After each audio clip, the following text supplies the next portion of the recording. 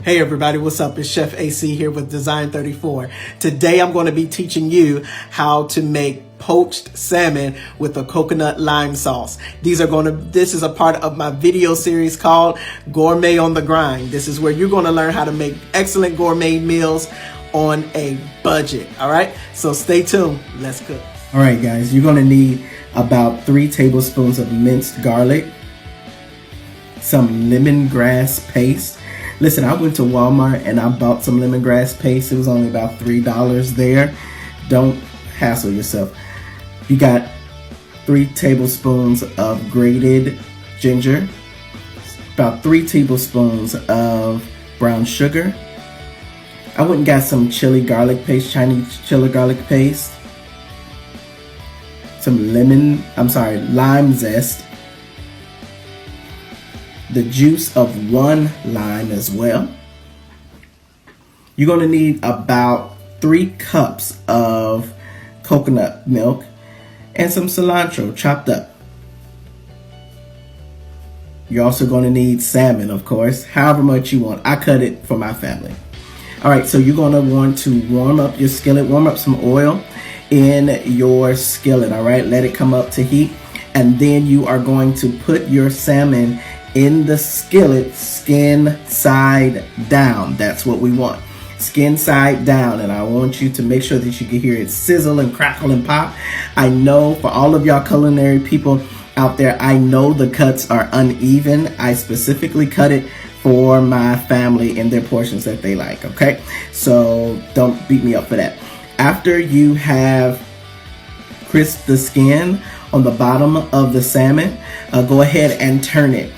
All right, so you want to turn it in your skillet, let it keep cooking, and make sure you don't burn yourself, all right? We don't want injuries. Okay, now I want you to understand something, that as we are cooking this salmon, all right, it's going to be about 2 minutes or 3 minutes on each side. You're not going to cook it all the way through, because remember, we're going to be poaching it, all right? So do not cook the salmon all the way through. You should see how it's still pink or raw on the inside of it, and it should have that faded pink ring around it, all right? So as you do that, after you have done it 2-3 sides on each side, take it out, all right? Let the pan cool down just a little bit, all right? And then go ahead and add your ginger, add your garlic, all right? And then you're going to go ahead and add your lemongrass paste. All right, go ahead and give that a stir. Saute that around. Get that good and warmed up. And this will take about 2 to 3 minutes.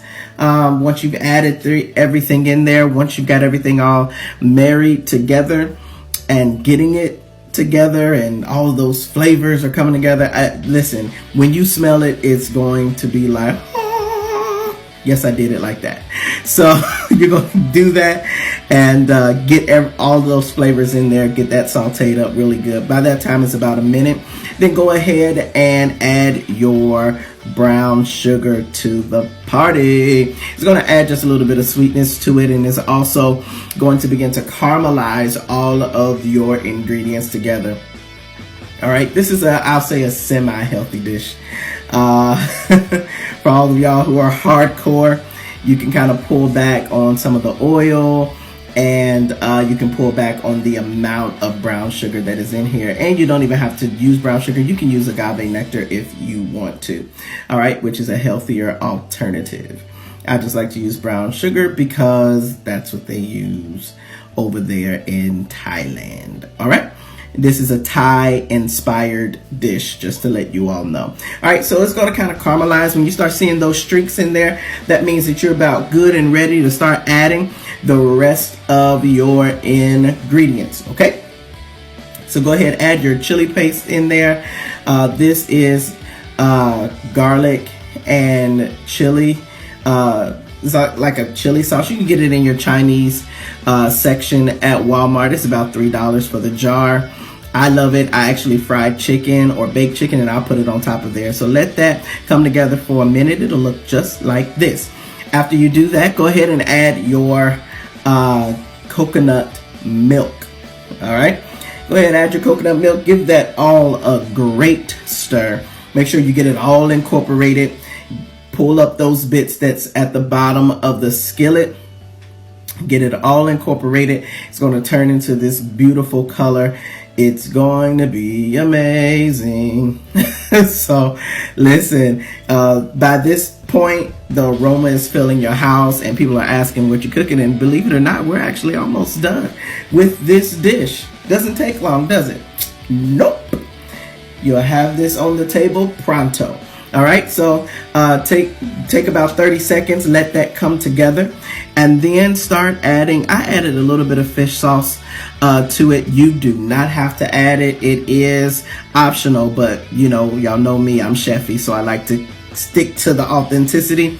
Let that come on up to almost like a boil. You'll see those bubbles in there. And then as it is coming up, as it's rising up about 30 seconds, 45 seconds, you'll see it. It'll start to thicken up just a little bit. Let that heat come up. You're turning your heat up. Remember, we turned it down before. Now we're turning that heat up, and that heat is coming up. After you do that, go ahead and add your salmon to there. Now we're going to poach it, and we're going to cook it all the way through now. This will take about anywhere between 3 to 5 minutes. It does depend on your cooking surface. All right. So if your gas is going to take a little bit shorter time rather. If you're electric, it's going to take a little bit longer. If you're doing this on this skillet, like I was, it's going to take you a little bit longer than that. But all in all, it should not take you more than 5 minutes. So after you've done that, go ahead and add your lemon zest.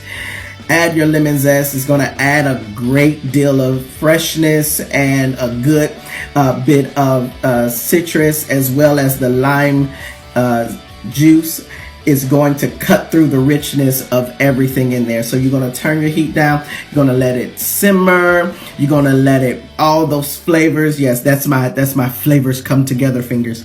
All right. So now you're ready to plate. After you've done that for about 5 to 7 minutes, put your plate out. I have some black rice. I love black rice or mahogany rice. I absolutely love it. Little trick there, if you want to be chefy about it, put it in a bowl, turn your plate upside down, and put it right side up again on the plate. You're going to have like a nice little circle you can start to build your plate on. Take your salmon, put it right on top of there, skin side down. Mind you, you do not have to have the skin on your salmon. I particularly like salmon skin, all right? That's just my preference. You don't have to do it, but I like it, all right?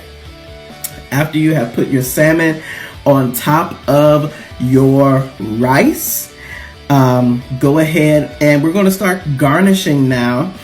And you want to grab your sauce that you made, your coconut sauce. Go ahead and drizzle that on top of there. Pardon my reach, and I'm trying to maneuver around the camera. This is my first time doing it, y'all, so don't talk about me too bad. So take your spoon, your sauce that you had, your coconut lime sauce, and go ahead and start to drizzle that on top. And you can drizzle it around, make it look pretty, however you want to do it.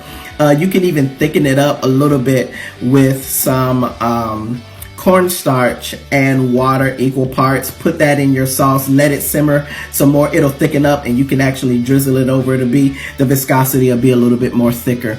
All right, but I liked it a little bit more runny. So you can put it around your rice, put it on top of there. I love these peppers. These are pepperdew peppers. You can get this at your antipasta section at Kroger's where I got them. They're sweet, but they have a little bit of spicy kick to the back of it. Get your chopped up cilantro. I love cilantro, so y'all gonna see me put a lot on here.